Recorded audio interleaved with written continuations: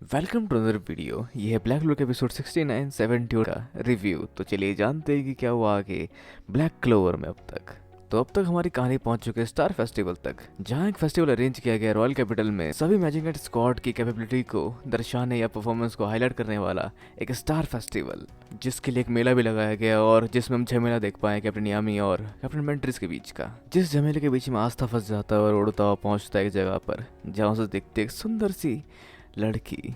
तो अब कहानी में आगे तो इस खूबसूरत नारी को देख के कोई चांस मारने वहाँ आता है और अपने रॉयल होने का रौब जताता है, जिसके बाद उसे मार खानी पड़ती है कैप्टन शार्लेट से, क्योंकि ये है कैप्टन शार्लेट जिसको अब तक सभी ने इनकी ड्रेस में देखा है तो बिना ड्रेस के ही ऐसी लगती है। पर उस पे किया गया वार थोड़ा ज़्यादा घातक हो सकता है और वो मर सकता था, जिस बीच आस्था उसको रोकने के लिए आने जा रहा होता है, लेकिन तभी वो कहीं और फंस जाता है और थोड़ी बहुत उन लोगों की बहस के बीच में फंस कर कहीं दोबारा दूर फेंक दिया जाता है। तो वैसे हम यहाँ ब्लैक बुल्स वालों को भी मज़े करते देख पाते हैं और दोबारा लोगों की पीढ़ियाँ जमा हो जाती है, क्योंकि कैप्टन शार्लेट अपने कपड़े चेंज करके आते हैं और इस आउटफिट में वो और कमाल की लग रही होती है। लेकिन ये कोई शो नहीं है तो भाग जाओ यहाँ से, जैसे धमकी दे रही है कैप्टन शार्लेट सबको। और वो नहीं चाहती कोई और कैप्टन उनको ऐसा देखे, स्पेशली कैप्टन यामी, क्योंकि शायद कुछ तो वो सॉफ्ट कॉर्नर रखती है कैप्टन यामी के लिए जिसको उन्हें डिस्क्लोज करना चाहती है। लेकिन तभी वो कैप्टन यामी आ जाते हैं और वो और शर्मा जाती है और कैप्टन यामी उसको देखकर हंसते हैं, क्योंकि उसने काफ़ी अजीब कपड़े पहन रखे होते अपने पर्सपेक्टिव या पर्सनैलिटी के हिसाब से, जैसे नॉर्मली वो रहती है। पर कैप्टन शार्लेट अपना काम नहीं कर सकती उसको देख कर भी, और तभी उसको कहती है अपने काम से काम रखो।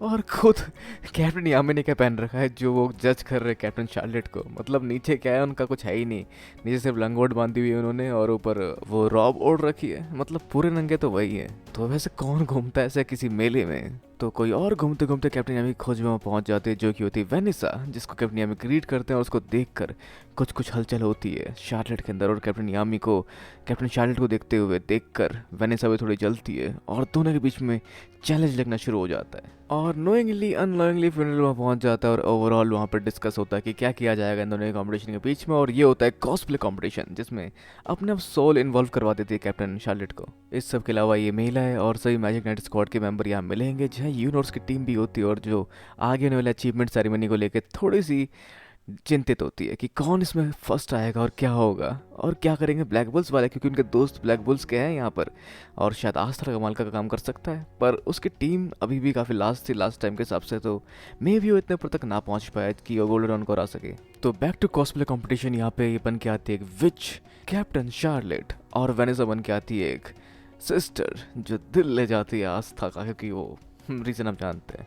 अब इस सब के अलावा इसमें दोनों का कंपटीशन टाई हो जाता है और फिर आगे बात सोचते हुए कि क्या किया जाए, स्विम सूट वाले पार्ट को कैंसिल कर देते हैं, क्योंकि वो नहीं कर सकती कैप्टन शार्लेट, क्योंकि उसकी भी कोई इज्जत है। तो ओवरऑल ये लोग डिस्कस करते हैं, मतलब वेनेसा फैसला करती है कि ये पीने का कंपटीशन करेंगे, जहाँ बिना कैप्टन शार्लेट की मर्जी के सोल दोबारा घुसवा देते हैं उनको इस कंपटीशन के अंदर। तो देखते कौन जीतता है इस धुएंधार धमाकेदार पीने के कंपटीशन को, जहाँ वेनेसा एक घूंट में चढ़ जाते हैं उसको। पर कैप्टन शार्लेट का भी हाल कुछ ज़्यादा खास नहीं होता, वो भी पी के एक घूंट चढ़ जाती है नशे के खुमार पे और सोचती है उस पल को कि कब मिली थी पहली बार कैप्टन यामी से। तो बात कुछ ऐसी थी कि इनके खानदान को कर्ज मिला था जो कैप्टन शार्लेट के 18 साल के होते ही एक्टिव हो जाएगा, जिसको लेकर उसके मॉम और डैड काफ़ी चिंतित होते हैं। लेकिन कैप्टन शार्लेट कहती है चिंता मत करो, मैं और शक्तिशाली बनूंगी और उस कर्ज को मात दे दूंगी। तो समय बीतता है और वो अपनी शक्तियों को काफ़ी कमाल के तरीके से दिखाती है और एक पावरफुल मेज बन जाती है, जिस बीच कई सारे लड़के उसको प्रपोज करने आते तो हैं, लेकिन वो उसके सामने काफ़ी कमज़ोर होते हैं। और वो समय आता है जब एक कर्ज एक्टिव हो चुका होता है और पूरे शहर को अपनी चपेट में लेना शुरू कर देता है, जिसको वो चाहकर भी कंट्रोल नहीं कर पाती और अफसोस करती है। लेकिन तभी कैप्टन यामी वहाँ आते हैं और उसको इस घर से बाहर निकालते हैं और कहते हैं कि तुमने मेरे खाने का टाइम में मुझे डिस्टर्ब कर दिया अपने इस बेलों से, पर ओवरऑल तुम काफ़ी शक्तिशाली हो और मुझे शक्तिशाली लड़कियाँ पसंद है। पर कभी कभी किसी से मदद मांग लेनी चाहिए, क्योंकि हमारा स्क्वाड भरा पड़ा है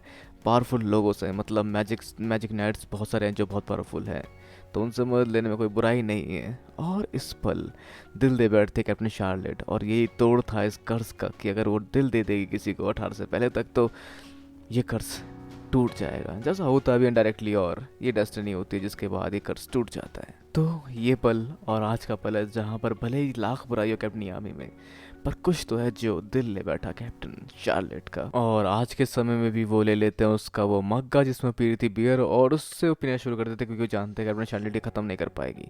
और कैप्टन शार्लेट अब सदमे में कि इनडायरेक्ट किस होगी उन दोनों की। पर ओवरऑल शुरू हो चुका स्टार कॉम्पिटिशन मतलब अचीवमेंट फेस्टिवल, जहाँ पर मेनली कैप्टन को पहुंचना बहुत ज़रूरी है और ये दोनों लवर्स मिसिंग है। मतलब लवर्स तो नहीं, पर हम उम्मीद करेंगे कि जल्दी ये चीज़ सच हो जाए, पर जो काफ़ी हद तक अब तक नहीं हुई सच। बड़ा एनीवेज कहानी में आगे विजिट किंग सामने आते हैं और बताते हैं कि आज वो क्या करने वाले हैं। आज स्टार फेस्टिवल का दिन जहाँ पर हम अचीवमेंट को बताएंगे लोगों को और उन्हें मिलेगा स्टार या फिर रैंकिंग उनके स्क्वाड को, जिन सब ने काफ़ी मेहनत की डायमंड किंगडम के अगेंस्ट और आई ऑफ मिडनाइट के अगेंस्ट लड़ने के लिए। तो पहले तो स्वागत करते हैं हमारे 9 मैजिक नाइट स्क्वाड कैप्टन्स का। तो सभी वहाँ मौजूद है और पर्पल ऑर्गल को नया कैप्टन मिल चुका है, पर कैप्टन यामी तो मिसिंग थे जिसका होने की उम्मीद थी विजिट किंग को, लेकिन कैप्टन शार्लेट का है जिसके बारे में सोचते हैं। तो शुरू होता अचीवमेंट फेस्टिवल जहां पहले नंबर पे गोल्डन डॉन्स जिनके पास है 125 स्टार्स, जिन्होंने अपने 96 स्टार का पुराना रिकॉर्ड तोड़ दिया है। और इसके अलावा इनके स्क्वाड का प्रॉमिसिंग न्यू कमर अटेंडेंट जिसको की मिला है सेल्फ नाम के विंड स्पिरिट, वो है यूनो। तो अब सेकंड कौन होगा?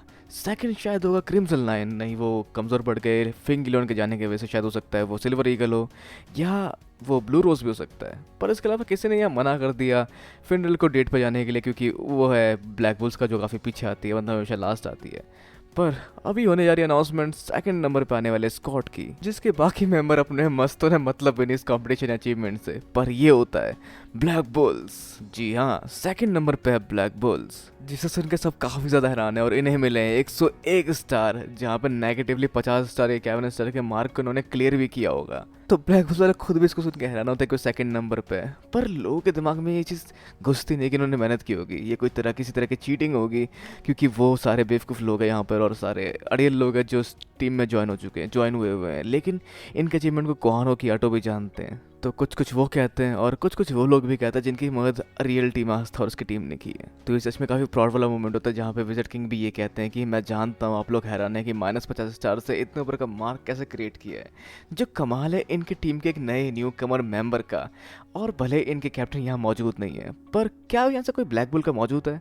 जहाँ ब्लैक बुल को देख कर कोई टोकता है मांगना को, लेकिन वो भी जानते हैं कि स्टेज किसी और का जिसके वजह से इन्हें मुकाम मिला है। तो जिसका उस स्टेज उसको तैयार करते कैप्टन यामी और उसको उसके रॉप को पकड़कर उठाकर फेंक देते हैं स्टेज के ऊपर। और इस चीज़ को भी काफ़ी अच्छी तरह से हैंडल करते हुए आस्था लैंड करता है स्टेज पे एक स्टाइलिश तरीके से। और सब जानते हैं कि डिजर्व करते हो आस्था। तो यूनो भी जानता है कि आस्था की टीम ने काफ़ी मेहनत की, मतलब नेगेटिव 50 स्टार से यहाँ तक पहुँचना काफ़ी बड़ी बात है, क्योंकि अगर नेगेटिव स्टार ना होता तो शायद वो गोल्डन डॉन से भी आगे होते।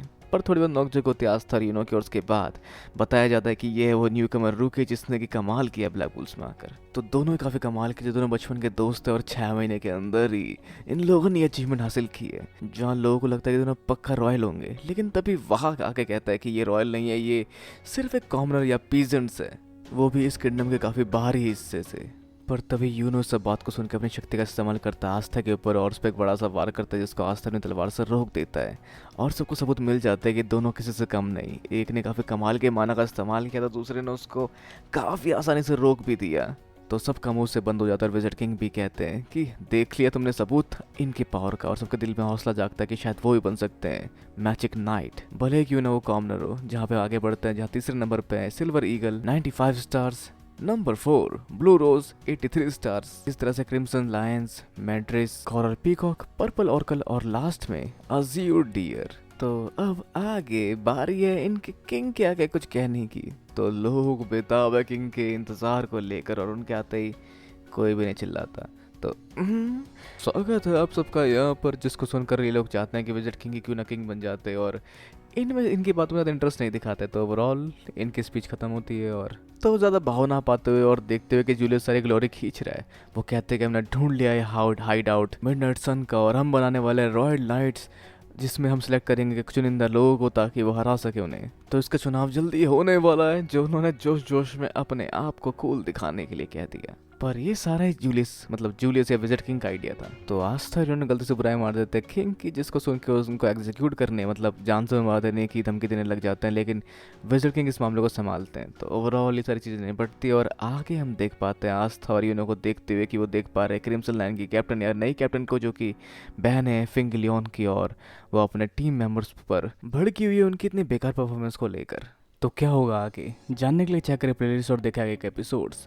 तो जाते हो अपने विचार में नीचे कमेंट बॉक्स में लिखना बिल्कुल ना भूलें। इस वीडियो को लाइक शेयर चैनल को सब्सक्राइब करना भी बिल्कुल ना भूलें। तो अगली वीडियो में sayonara and have a nice day.